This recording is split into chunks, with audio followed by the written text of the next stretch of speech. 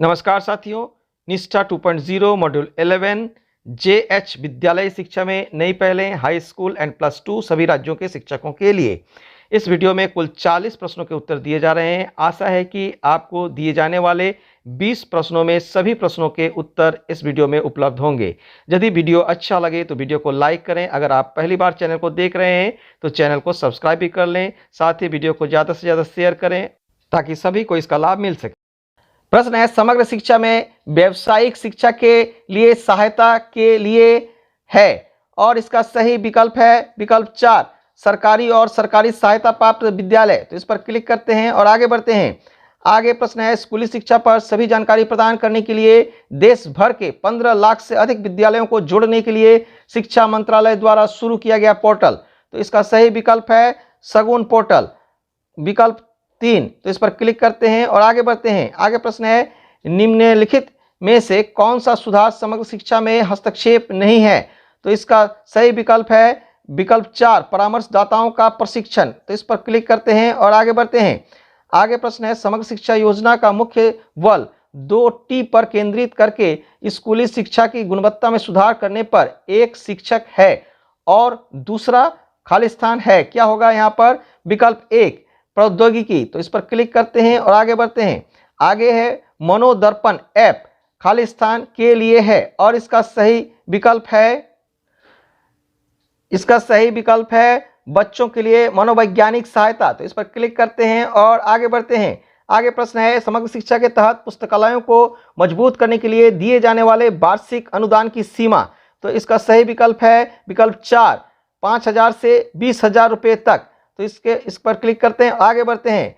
परख खाली स्थान के साथ जुड़ा हुआ निकाय है और इसका सही विकल्प है विकल्प 3 निष्पादन और समग्र विकास का आकलन। तो इस पर क्लिक करते हैं और आगे बढ़ते हैं। आगे प्रश्न है, निम्नलिखित में से कौन सा राष्ट्रीय उपलब्धि सर्वेक्षण NAS के लिए सही नहीं है। और इसका सही विकल्प है विकल्प 3 यह नियमित अंतराल में नहीं किया जाता है। तो इस पर क्लिक करते हैं और आगे बढ़ते हैं।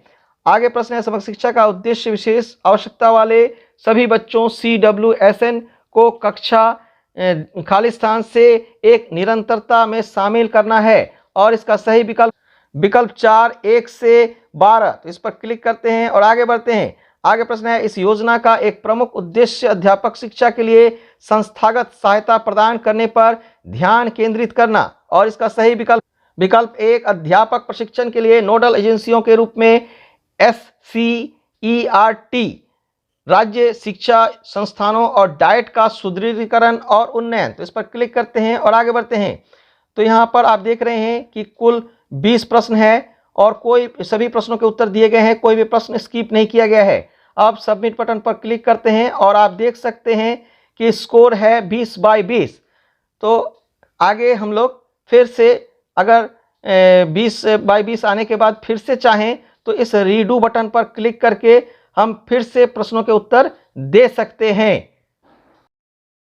प्रश्न है, स्कूली शिक्षा पर सभी जानकारी प्रदान करने के लिए देश भर के 15 लाख से अधिक विद्यालयों को जोड़ने के लिए शिक्षा मंत्रालय द्वारा शुरू किया गया पोर्टल। तो शिक्षा मंत्रालय द्वारा शुरू किया गया पोर्टल का नाम है सगुन पोर्टल। तो इस पर क्लिक करते हैं और आगे बढ़ते हैं। आगे प्रश्न है, संशोधित समग्र शिक्षा के तहत परिवहन सुविधा खाली स्थान के लिए है। तो इसका सही विकल्प है विकल्प 3 माध्यमिक स्तर तक के सभी विद्यार्थी। तो इस पर क्लिक करते हैं और आगे बढ़ते हैं। आगे प्रश्न है, किस संगठन ने अधिगम के प्रतिफलों में सुधार के लिए एक संरचना बनाने के लिए एक प्रायोगिक सर्वेक्षण किया और विद्यालय आधारित आकलन SBA आयोजित करने का निर्णय लिया। और इसका सही विकल्प 2 NCERT। तो इस पर क्लिक करते हैं और आगे बढ़ते हैं। आगे प्रश्न है, राष्ट्रीय उपलब्धि सर्वेक्षण NAS क्यों आयोजित किया जाता है। और इसका सही विकल्प है विकल्प 3 सीखने के प्रतिफलों का आकलन करना। तो इस पर क्लिक करते हैं और आगे बढ़ते हैं।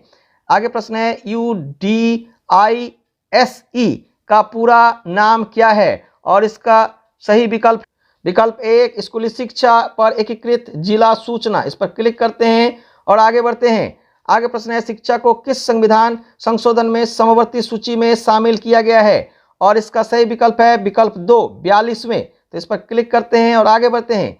आगे प्रश्न है, शिक्षा का अधिकार अधिनियम 2009 के तहत सभी निजी विद्यालयों को आर्थिक रूप से कमजोर पृष्ठभूमि से आने वाले बच्चों के लिए अपनी सीटों का खाली स्थान प्रतिशत आरक्षित करना आवश्यक है और इसका सही विकल्प है विकल्प 2 और इस पर क्लिक करते हैं, आगे बढ़ते हैं। आगे प्रश्न है, पुनर्निर्माण समग्र शिक्षा के तहत कस्तूरबा गांधी बालिका विद्यालय KGB का उन्नयन किया गया है और इसका सही विकल्प है 6 से 12। यह जो है पहला विकल्प सही है। इस पर क्लिक करते हैं और आगे बढ़ते हैं। आगे प्रश्न है, समग्र शिक्षा योजना खालिस्तान पुनर्निर्माण किया गया और इसका सही विकल्प 3 समग्र शिक्षा नीति 2020 की अनुशंसाओं के आधार पर। तो इस पर क्लिक करते हैं और आगे बढ़ते हैं।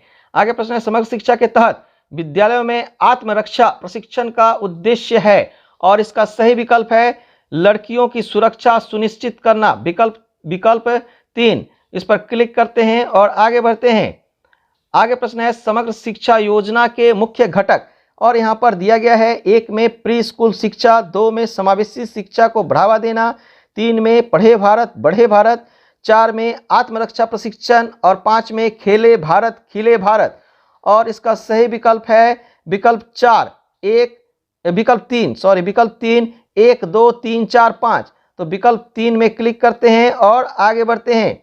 आगे प्रश्न है, राज्यों और संघ राज्य क्षेत्रों में समग्र शिक्षा की कार्यान्वयन एजेंसी क्या है और इसका सही विकल्प 2 राज्य कार्यान्वयन समिति। इस पर क्लिक करते हैं और आगे बढ़ते हैं। आगे प्रश्न है, किन कक्षाओं में बच्चों की अधिगम की उपलब्धि का आकलन करने के लिए राष्ट्रीय उपलब्धि सर्वेक्षण NAS किया गया है।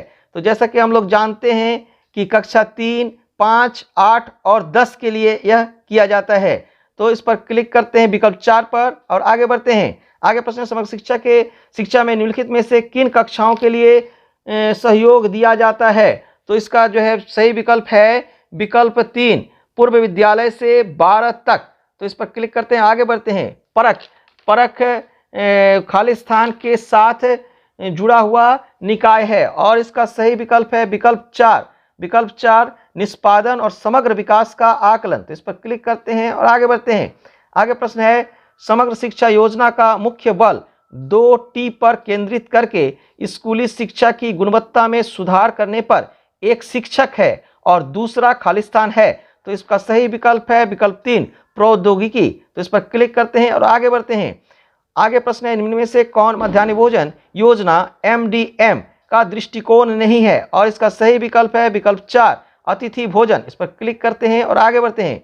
आगे प्रश्न है, समग्र शिक्षा का उद्देश्य विशेष आवश्यकता वाले सभी बच्चों CWSN को कक्षा खालिस्तान से एक निरंतरता में शामिल करना है। इसका सही विकल्प है विकल्प 2 1 से 12। तो इस पर क्लिक करते हैं और आगे बढ़ते हैं। आगे प्रश्न है, समग्र शिक्षा योजना का विजन क्या है और इसका सही विकल्प है विकल्प 1 शिक्षा के लिए सतत विकास लक्ष्यों SDG के अनुसार प्री स्कूल से उच्चतर माध्यमिक स्तर तक समावेशी और समान गुणवत्ता वाली शिक्षा सुनिश्चित करना। तो विकल्प 1 पर क्लिक करते हैं और आगे बढ़ते हैं। आगे प्रश्न है, विभिन्न परिस्थितियों में सभी राज्यों और संघ राज्य क्षेत्रों द्वारा कार्यान्वित किए जा रहे नवाचारी और सफल मॉडलों का प्रदर्शित करके स्कूली शिक्षा को बदलने के लिए समग्र शिक्षा के तहत किसे तैयार किया गया है और इसका सही विकल्प है विकल्प 3 डिजिटल रिपोजिटरी जिटरी। तो इस पर क्लिक करते हैं और आगे बढ़ते हैं। तो आप देख रहे हैं कि पुनः जो है 20 नंबर के प्रश्न दिए गए थे, जिसमें 20 का ही प्रश्न का उत्तर दिया गया है, कोई भी प्रश्न स्किप नहीं किया गया है। और अब इस पर सबमिट पर क्लिक करते हैं और आप देख सकते हैं कि पुनः हमें 20 में 20 ही प्राप्त हुआ है। तो इस प्रकार से कुल 40 नंबर के यहाँ पर प्रश्न दिए गए हैं और इसमें 40 में 40 नंबर ही प्राप्त हुए हैं। आशा है कि आपके दिए गए 20 प्रश्न इन्हीं 40 प्रश्नों में से होंगे। यदि वीडियो अच्छा लगा हो तो वीडियो को लाइक, कमेंट्स और शेयर अवश्य करें। और अगर अभी तक आपने हमारे चैनल को सब्सक्राइब नहीं किया है तो कृपया चैनल को सब्सक्राइब भी कर दें। वीडियो में अंत तक बने रहने के लिए आप सबको बहुत बहुत धन्यवाद। मिलते हैं अगले वीडियो में।